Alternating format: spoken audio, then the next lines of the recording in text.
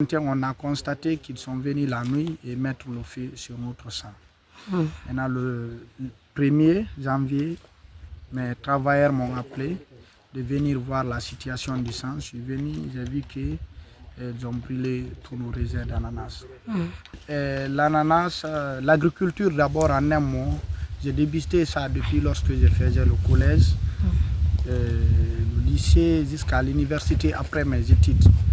Maintenant, j'ai toujours continué, j'ai toujours rêvé d'évoluer dans ce secteur. C'est pourquoi tout récemment, je me suis lancé dans le secteur ananas. Je me suis focalisé sur ça, ça fait plus de 4 ans.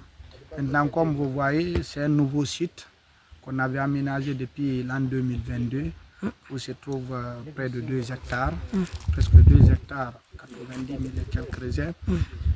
Maintenant, près de 2 ans, on est en train de souffrir, on est en train d'investir. Et chaque jour, nous sommes là avec les travailleurs. Maintenant, comme vous voyez, ça a commencé à produire. Maintenant, vu qu'on a fait la ceinture, pour ne pas que l'effet de brousse arrive à déborder, on a constaté la soirée du 31, comme d'après les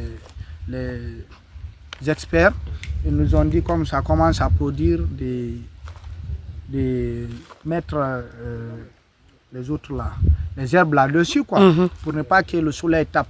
Maintenant, depuis lors, le dimanche passé, maintenant, le 31, on a constaté qu'ils sont venus la nuit et mettre le feu sur notre sang. Maintenant, le 1er janvier, mes travailleurs m'ont appelé de venir voir la situation du sang. Je suis venu, j'ai vu qu'ils ont brûlé tous nos réserves d'ananas. Les démarches que j'ai eu à poser, d'abord, j'ai déclaré au niveau du district, j'ai porté plainte contre X. Et en plus de ça, j'ai déclaré au niveau de la gendarmerie, j'ai porté plainte contre X. Ils sont venus, les gendarmes, ils ont fait l'investigation. Pour le moment, ils sont en train de mener les enquêtes. Le terrain, nous avons acheté. Nous avons acheté avec les gens du village ici, les natifs. Quand même, on n'a pas eu de problème avec eux. Ils nous ont bien accueillis jusqu'à nos jours. Pour moi, je n'ai pas constaté qu'il y a eu des disputes entre nous. C'est de difficultés. Les difficultés débutent où d'abord, c'est à la recherche des réserves. Parce que les réserves, il faut payer les gens, partir dans les différents districts, les acheter, payer le transport et envoyer ça au champ, défricher, labourer et planter. Avec la saison sèche aussi, il faut forcément mettre de l'eau. Durant presque 2 ans, on a passé des situations très difficiles, surtout au niveau des problèmes financiers.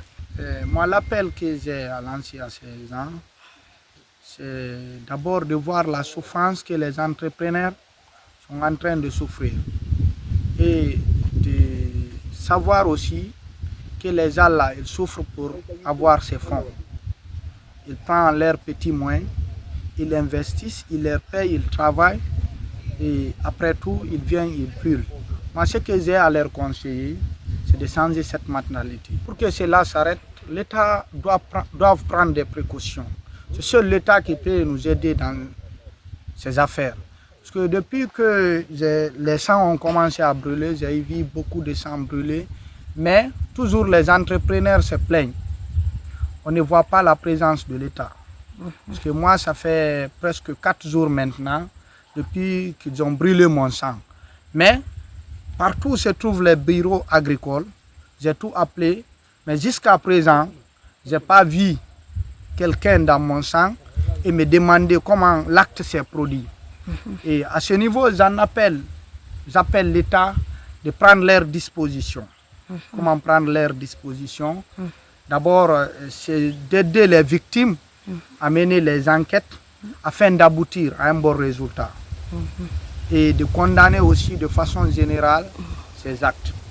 Sinon, finalement, ça va décourager les investisseurs.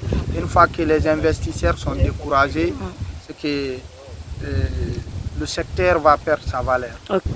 Je me sens triste Et à la fois, je me sens aussi tellement découragé, parce que même si j'ai l'intention de recommencer aujourd'hui, j'ai peur de recommencer. Pourquoi? À chaque fois, pendant ces 4 jours, je me demande qu'est-ce qu'il faut faire. Parce que ce domaine-là, nous l'avons acquis dans l'objectif de pratiquer l'agriculture. Aujourd'hui, je me demande, est-ce qu'il faut recommencer? Est-ce qu'il faut se limiter là? Et dans cette peur, la peur est que si je recommence, est-ce que les mêmes personnes ne vont pas revenir aussi faire la même chose? C'est ça mon inquiétude. C'est qu'ici, ils appellent toujours mes frères entrepreneurs d'être vigilants.